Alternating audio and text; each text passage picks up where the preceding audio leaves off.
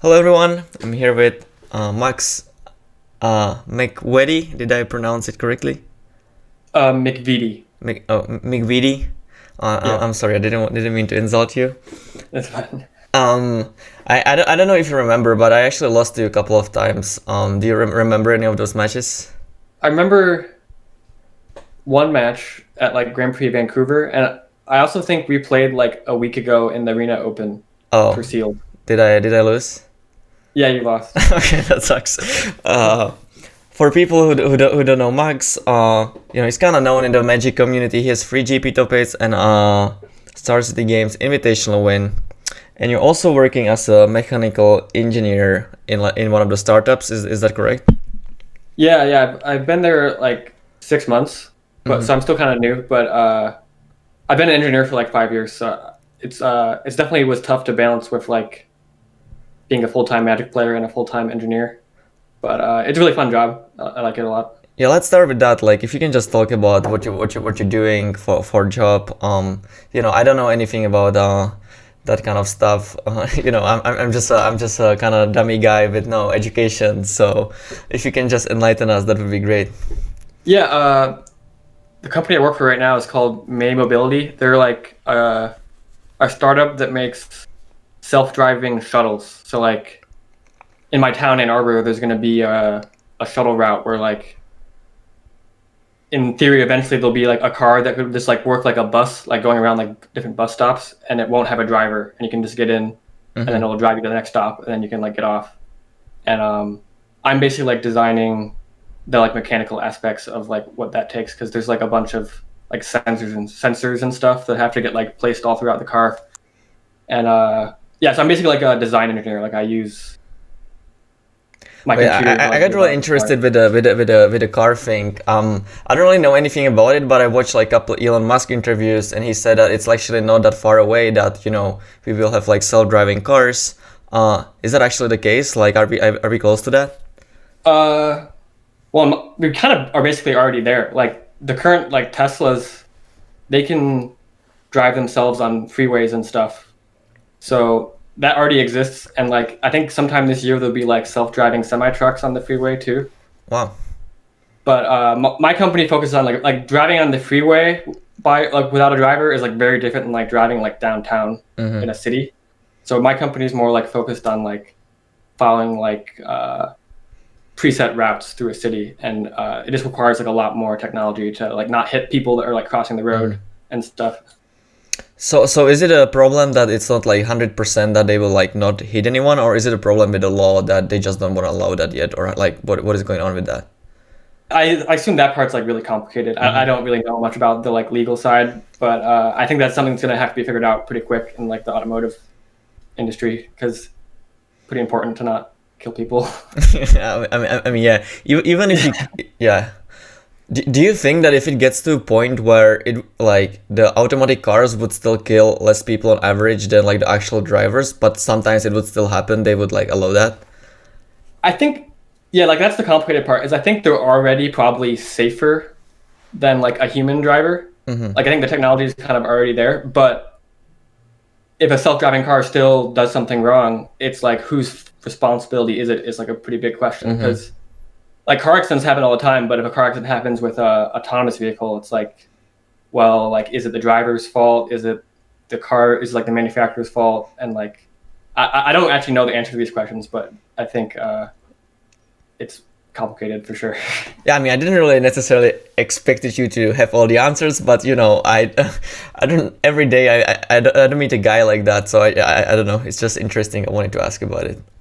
Yeah, and like I think a lot of that stuff is like more related to like software and like legal, and I'm like trying to make it like look like a car, and like that's more what my focus is. So you have like the machine, but you like are like part of the design team. Am I understanding? Yeah, part of the design team. I see. Okay. Yeah. So now we know what you do for a job. Besides that, when we talk about hobbies, actually kind of interesting. You said that you're like a full-time Magic player, you have a full-time job, but you also have like other hobbies besides that. One of the most interesting ones is that you're rock climbing. Maybe I pronounced it wrong or something. No, that's fine. Yeah. So you just like go to a mountain and you like climb it, right?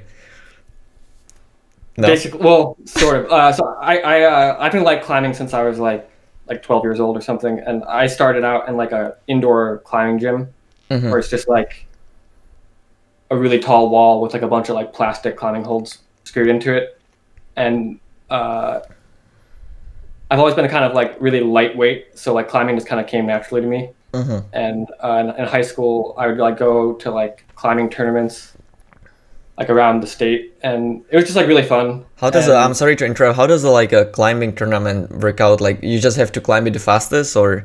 No, so it's like there'll be like at a given climbing tournament there'll be like 40 routes like up the wall and of like varying difficulty. So like and then like a harder route is worth more points than like an easier route. Oh. And like you have like it'll take like your top 5 routes that you could get in like a 3-hour period, and then like those are like your score. I see. And whoever has high score wins. But yeah, I wasn't a big fan of the tournament structure. It kind of like it wasn't a very competitive atmosphere. Like it felt like everyone was mostly just like there to like have fun, and like no one was really like very cutthroat about it. And that's what kind of appealed to me about Magic was that people were like there to win. And climbing was like there were tournaments, but they weren't like that serious. And I wanted something more serious. Are there even like world championships in that? Like I don't follow any of this, so like I don't follow it that closely either, but I'm pretty sure there's like really serious like climbing tournaments, like world championships, and I know they're like trying to get to be like a part of the Olympics at some point, but I don't think that ever happened. But for me, it was mostly like just like a competitive hobby, and I've climbed on outdoor mountains too. Like near me in the U.S., there's a few like really like big mountains to climb that are really fun. So you're doing that even until today's, but not competitively, right? Yeah. I stopped being competitive in climbing basically when I like started college. I see. I kind of ran out of time to stay in shape for that. So you just like like once a week you go to a gym and you like climb, or is it more like once a month you just like go to a mountain with a bunch of friends and you climb something? Well, now that the pandemic started, I've been climbing indoors a lot less. But before that, yeah, I was probably going like once every couple weeks to the climbing gym, and like maybe like one trip a year to go climb like outside. Besides climbing, another hobby that you mentioned is disc golf. I never actually played it, but from my understanding, it's basically the rules of golf, but you use disc instead of the hole and the ball. Is that correct?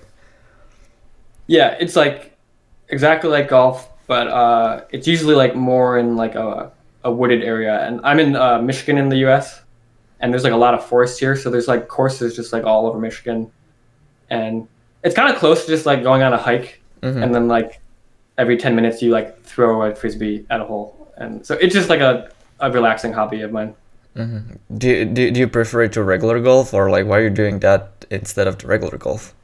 That's a good question. I guess I've never actually played regular golf. Oh, really? I just kind of I've always played like frisbees are pretty popular in my area. Like we just like I grew up playing catch with a frisbee rather than like catch with a baseball or something. So one day I just like heard about disc golf, and then me and some friends played, and we just kept doing it, and I still do it now. And yeah, it's been really great in the pandemic because it's like something to do outside. I see. And I don't know, I just really like doing like outdoorsy stuff, which is kind of like opposite, I feel like, what a lot of Magic players do. Oh, so you can actually do it without like any like company above it, like with the golf, you can't really do the actual golf during the pandemic, but you can do this one, right? Oh yeah, like actual golf, I feel like you do have to like pay a decent amount of money to go to like a real golf course, but most disc golf courses are just kind of like there, and like the state just like lets you use them. I think some of them make you pay like $3, but like it's really cheap compared to golf. Okay, so let's get into Magic. Considering the wall right behind you, you're probably like pretty serious about it. Maybe I'm wrong. But you do have free GP. You do have free GP topics and SCG win. So if you can just like tell us your MTG story, how did it all started? How did you like go to the Pro Tour? Just talk about your Magic story if you can. I don't even really remember like learning how to play Magic. Oh, really? My brother taught me when I was like 5 or something. And it's just like a game that I kind of always played like through middle school and high school, but never really took that seriously. And then like in college, I went to like a pre-release and like kind of realized like, oh, like tournaments are like fun. And then like not that long after that, I qualified for my first PT with like a really bad modern deck. It was like horrendous. It was like, so wait, you like weren't competitive at all, like didn't play PTQs at high school or anything like that, and then at college you were like, oh, this stuff actually exists, right? This stuff actually exists, and I think by the time I won a PTQ, I think I'd only played like 2 PTQs. Mm-hmm. And it was interesting, like that first PTQ I played, it was like I was playing Burn and Modern before Monastery Swift Spear was printed. Mm-hmm. And I just had like 20 Mountain Burn, like no fetch lands and Searing Blaze. And I don't know, I think it was just like ended up being like a good choice for that weekend, and I like happened to win. And then the first PT I played, I was still like not that good. And I kind of like when I saw like the first PT, like how competitive everyone was, like I just got like addicted to that atmosphere. And then like after that point was when I like really started like dedicating time to the game. Oh, so sorry, you were about to say something. Yeah, and so that's kind of how like I got like really ingrained. Like I had been playing like some tournaments every once in a while, but really it was like my first PT that got me like really involved. And from there, what PT was that? Excuse me. It was PT Kanza Tarkir. Okay, so that's like 5. Ari Lack won that one. Oh, I see. Okay. I know. It was like the with Abza and Jessica kind of a Pro Tour, probably like 7 years ago. Yeah, I think it was like 2014. Yeah, 7 years ago. And it was also Andrew Ellenbogen's first PT, and that's kind of where me and him became friends. So you like didn't know each other before the event, but it was just like your first PT, so you like started hanging out, or? Like I had known of him, like because he was like around Ann Arbor, and like he was like obviously like really good, but like we hadn't really hung out. And then like I found out he was qualified, and he found out I was qualified. And we're like, oh, we should like hang out in Hawaii. And then from then on, like we kind of always tested with each other for tournaments, and we both kind of like stayed qualified off and on since then. Like I would like hit silver like barely like every year for like a few years after that. And but then when I graduated college in like 2016, then I like really was like, oh, I'm gonna like try to like hit gold. And it took a few years after that, but then eventually in 2019 I finally hit gold, which was like a big accomplishment for me.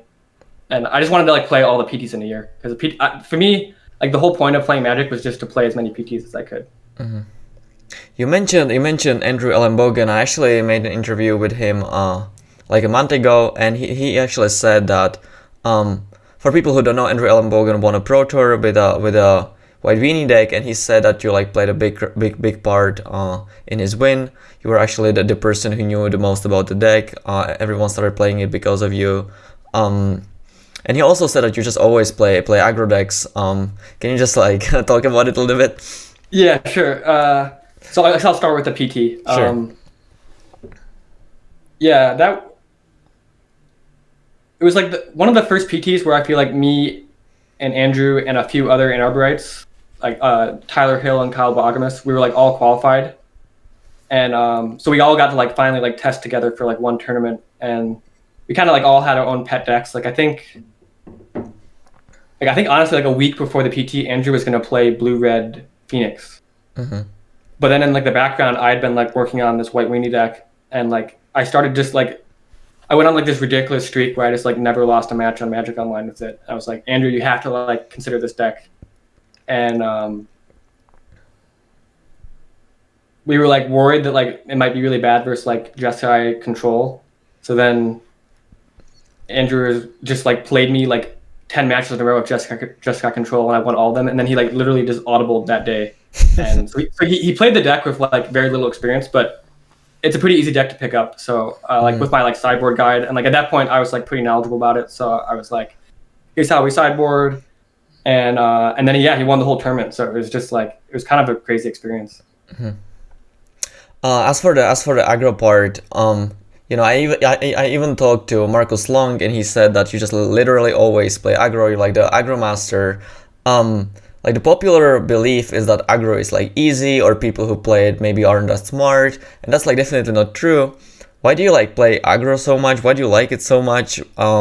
You just like, if you can just talk about it a little bit, because a lot of people just think it's super easy, but it's probably not, right? And it's also like hard to build it correctly and stuff like that. So Yeah, I have a lot of thoughts on this for sure. So I guess I'll kind of start with like how I got into just like always playing aggro. When I first like started like playing Magic Online, I kind of realized like the power of Magic Online, how you could just like play like a million games in a row, and that it was like really beneficial to like level up your technical skill. And at the time, I was like a broke college student, and like the only deck I could really afford was mono red. And so I just bought that, and I just like played it like hours and hours and hours for like so long. And it kind of was like this like never ending process of like, well, this next tournament, I might as well play aggro because I'm already good at playing aggro decks. And then like that just like kept happening for like years. It's like, well, I'm already really good at this aggro deck, so I might as well just keep playing it. And like if I had like a more long-term approach in hindsight, I think I should have like deviate. been more like deviated and like eventually like learned how to play mid-range. But it was also kind of like I was just like seeing how far I could go with it, like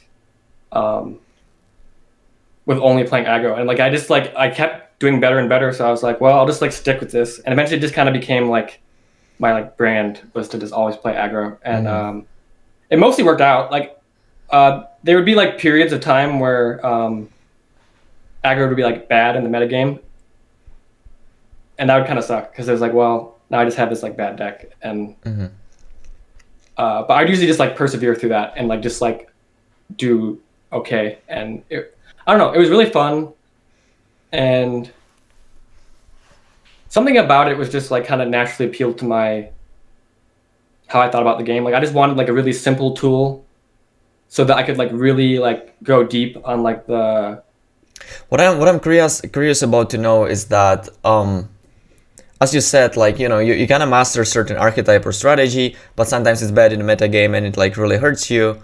But you cannot really like, most people cannot really play like 14 hours a day and just like master everything. So do you think that overall, if you just like divided your skills, but you would be able to pick the best deck for every meta game, you would maybe win more rather than if you just like master a certain deck? So like, if the meta game is right, you do like super well, but if not, maybe you don't so much. But like with Magic being so like top heavy, like the result oriented, maybe that approach is better. Like, what do you think about that?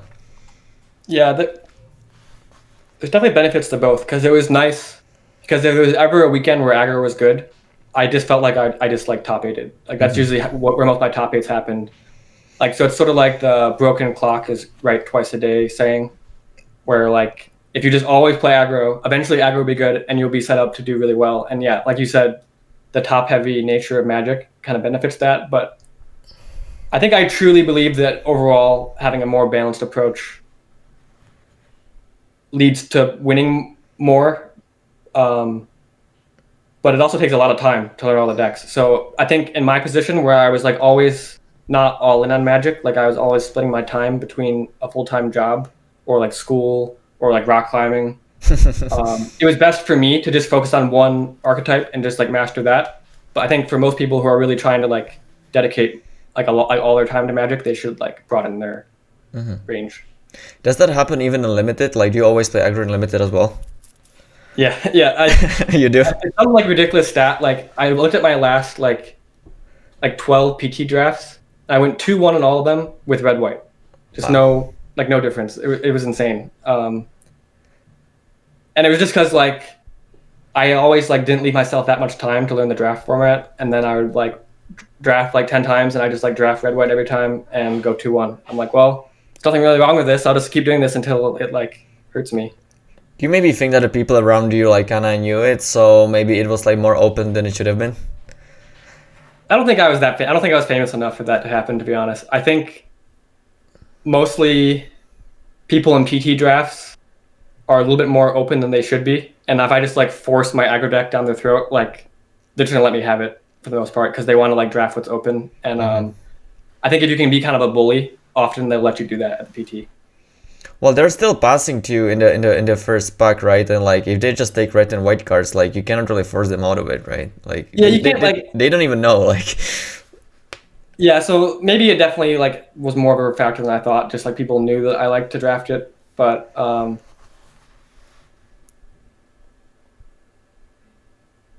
yeah, it's like yeah, I know I get what you're saying. Where like yeah, you're getting past two-thirds of the time, but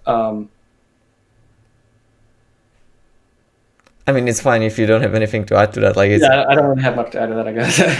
yeah, that's fine. So let's talk about your free GP topics. Were they all with aggro as well? I assume they were, right? Yeah, one was with White Weenie, one was with Mardu, and one was with Hollow One. Mm-hmm.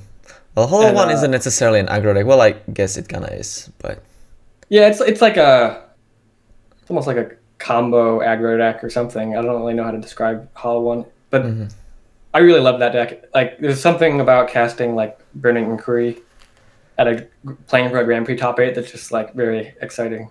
yeah, I mean, it's obviously a deck that like attacks with creatures and you put them into play quickly, but I kind of think that like the skills to play that deck correctly are like very different from like the regular aggro deck skills, because you know like need to sequence your draw spells in a certain way and stuff. Like, you didn't have problems with that?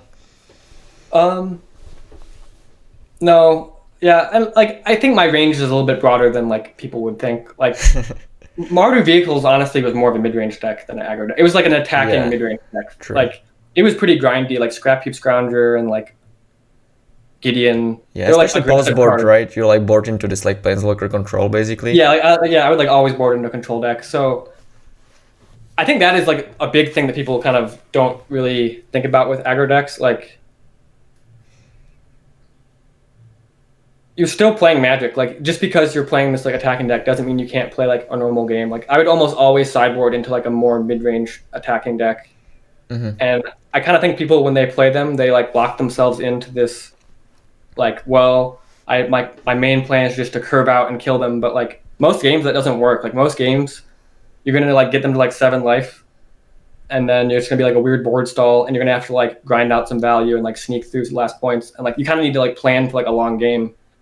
And I think a lot of people like don't have enough respect for their own deck. They're like, oh yeah, this is an aggro deck. Like I can't play real game. I have to like cheese them out. But I think if you really just like stick to like the fundamentals of just like get value, then kill them, I think you win a lot more with aggressive decks.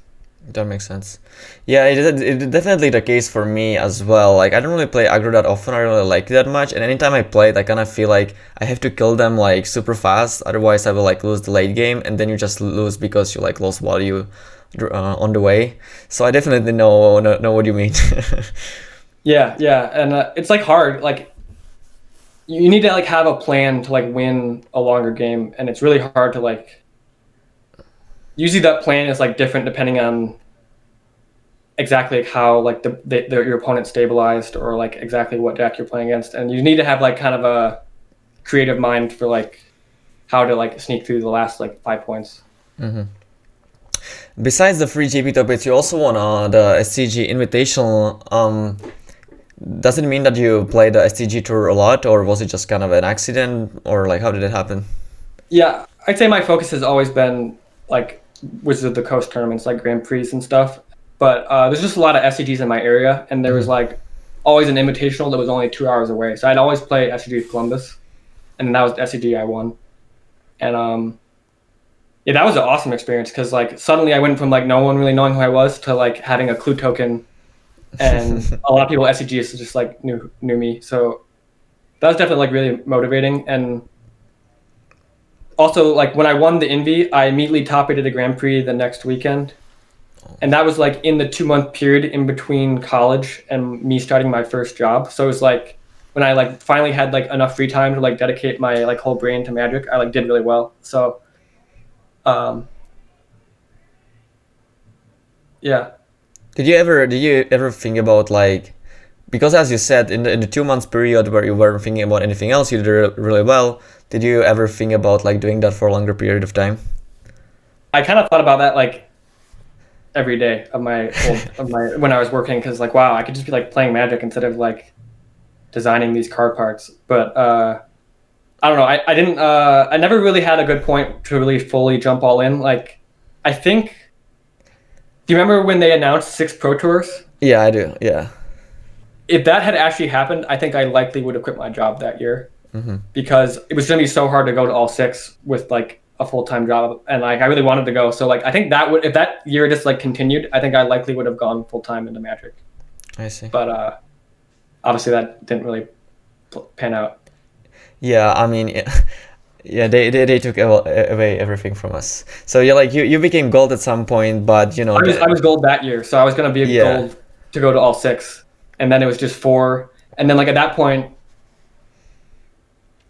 I didn't really try that hard because we didn't even know what we were playing for that year. Like I didn't know what doing well at the PTs would even do, and I don't think it would have done anything ultimately. Like the MPL was already decided, and like I guess I could have like tried to get into rivals, but like they didn't even say what it took to get into rivals that year.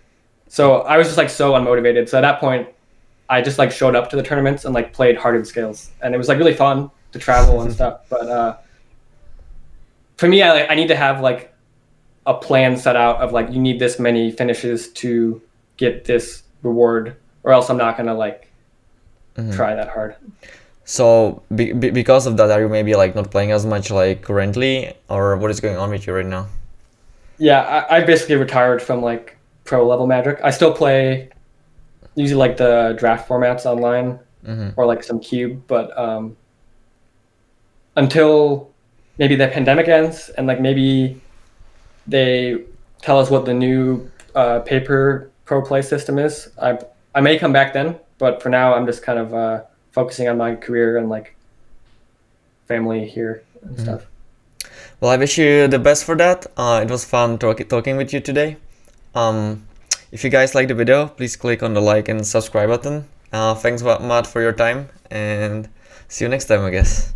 Yeah, good to see you. Bye-bye.